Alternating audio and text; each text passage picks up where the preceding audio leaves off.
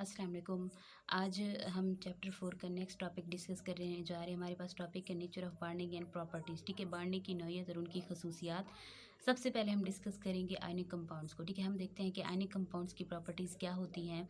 अब हमने अपने प्रीवियस लेक्चर के अंदर देखा था कि हमारे अगर आप नए हैं हमारे चैनल पे तो काइंडली हमारे प्रीवियस लेक्चर देख लीजिएगा। ठीक है, आपको अच्छे से समझ आ जाएगा।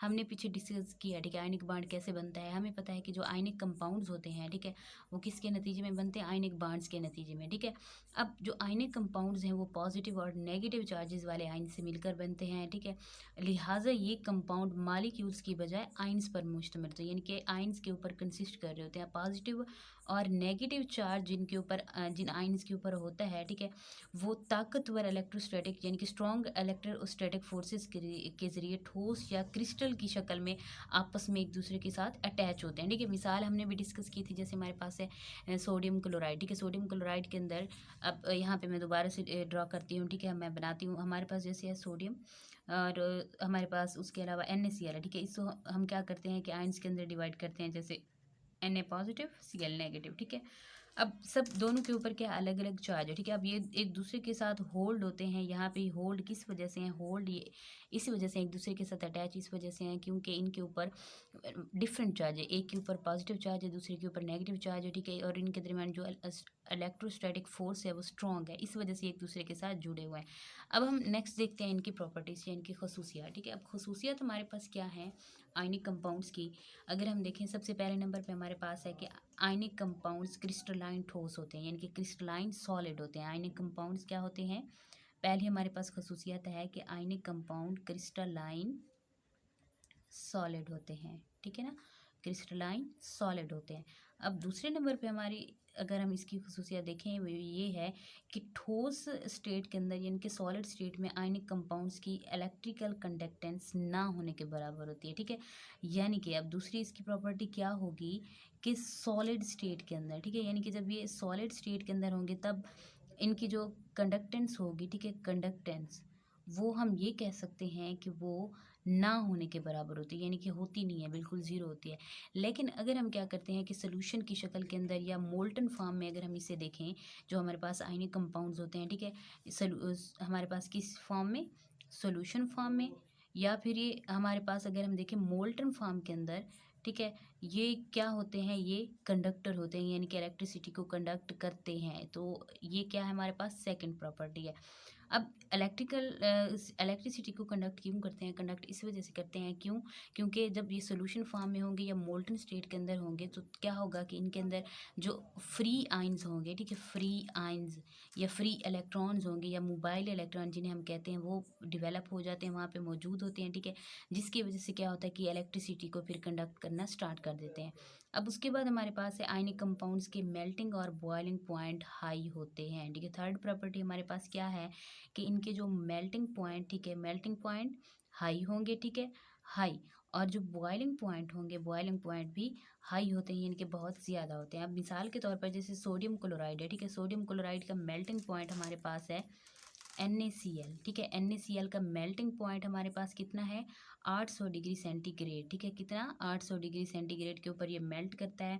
और इसका बॉइलिंग पॉइंट कितना होगा, बॉइलिंग पॉइंट इसका तकरीबन होता है हमारे पास 1413 डिग्री सेंटीग्रेड। ठीक है, अब वी नो कि आयनिक कंपाउंड्स पॉजिटिव और नेगेटिव आयन से मिलकर बनते हैं। ठीक है, लिहाजा जो इनके अंदर अपोजिट चार्जेस रखने वाले आयन्स होंगे उनके दरमियान स्ट्रॉन्ग इलेक्ट्रोस्टैटिक फोर्सेस मौजूद होते हैं। ठीक है, इसलिए इन फोर्सेस को ख़त्म करने के लिए हमें एक लार्ज अमाउंट रिक्वायर होती है एनर्जी की। ठीक है ना, इसी वजह से इनका जो मेल्टिंग पॉइंट होता है, बॉइलिंग पॉइंट होता है, वो हाई होता है।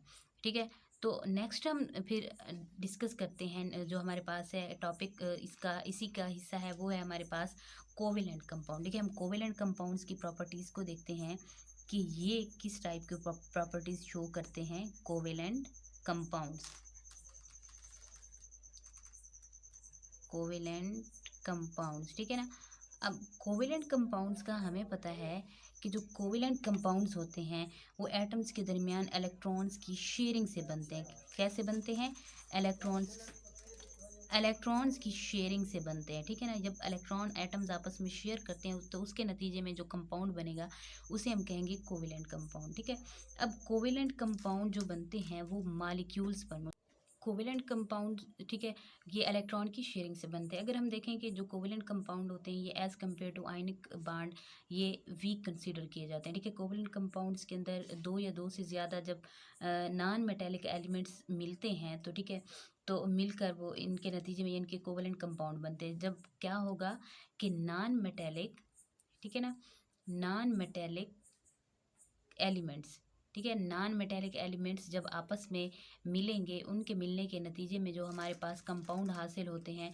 उन्हें हम कहते हैं कोवेलेंट कंपाउंड, ठीक है ना। वो हमारे पास क्या होते हैं, कोवेलेंट कंपाउंड होता है। मिसाल के तौर पर जैसे हमारे पास है H2, ठीक है, उसके अलावा हमारे पास है CH4, ठीक है, और CO2 है, H2SO4, और हमारे पास है C6H12O6, ठीक है।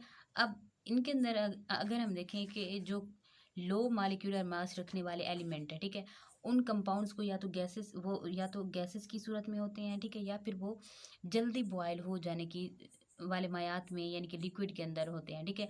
यानी कि ये किस स्टेट के अंदर मौजूद होंगे, या तो फिर ये गैसेस की फॉर्म में मौजूद होते हैं, ठीक है, या फिर ये जो जल्दी यानी कि बॉयल होने वाले लिक्विड होते हैं उनकी सूरत में मौजूद होते हैं।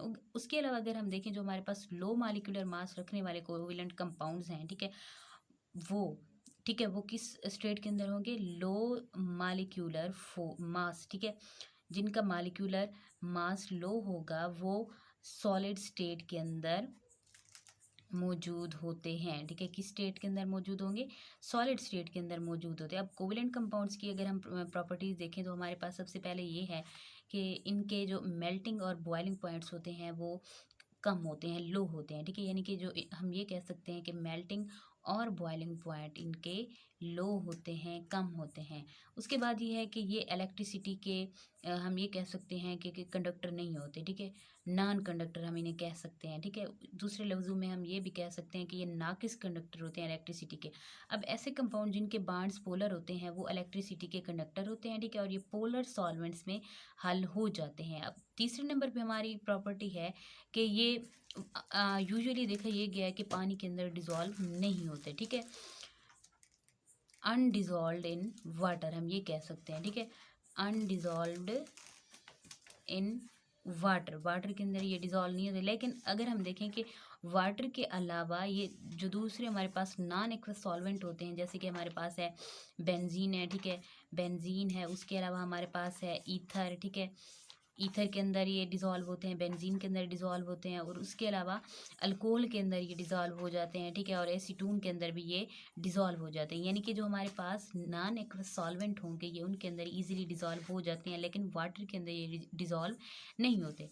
अब एक और प्रॉपर्टी हमारे पास है वो ये है कि जो बड़े मालिक्यूल्स होते हैं, ठीक है, लार्ज मालिक्यूल्स के अंदर 3 डायमेंशनल बॉन्डिंग पाई जाती है, ठीक है। जो लार्ज मालिक्यूल होंगे उनके अंदर 3 डायमेंशनल बॉन्डिंग होगी, 3 डायमेंशनल बॉन्डिंग मौजूद होती है, ठीक है। अब कोवेलेंट ये क्या करते हैं कि ये फिर जो लार्ज हमारे पास मालिक्यूल होते हैं जिनके अंदर 3 डायमेंशनल बॉन्डिंग है, तो ये क्या करते हैं कि ये कोवेलेंट क्रिस्टल्स बनाते हैं। ये क्रिस्टल्स क्या होते हैं कि बहुत ज़्यादा सॉलिड होते हैं, ठीक है, और टफ होते हैं, यानी कि जिन्हें आसानी से हम काट नहीं सकते। इनके मेल्टिंग और बॉइलिंग पॉइंट्स फिर क्या होंगे, हाई होंगे, ठीक है। अब नेक्स्ट हमारे पास है polar and non polar compounds, ठीक है। अब हम डिस्कस करने जा रहे हैं कि पोलर और नॉन पोलर कंपाउंड्स की प्रॉपर्टीज़ क्या होती हैं। अब जैसे कि हमने प्रीवियस लेक्चर के अंदर डिस्कस किया है कि जो बॉन्डिंग आइटम्स हैं, ठीक है, उनके इलेक्ट्रोनेगेटिविटी के डिफरेंस की वजह से केमिकल बॉन्ड के अंदर पोलैरिटी पाई जाती है, ठीक है। पालिंग स्केल के अकॉर्डिंग अगर हम देखें, ठीक है, अगर हम क्या करते हैं पालिंग स्केल के अकॉर्डिंग देखें, ठीक है ना। अब पालिंग स्केल के अकॉर्डिंग क्या कहते हैं ये कि फ्लोरीन को पालिंग स्केल के ऊपर उसकी जो इलेक्ट्रोनेगेटिविटी है किसकी, फ्लोरीन की, उसकी इलेक्ट्रोनेगेटिविटी शो कराई गई है 4.0, ठीक है। इलेक्ट्रोनेगेटिविटी कितनी है, 4.0।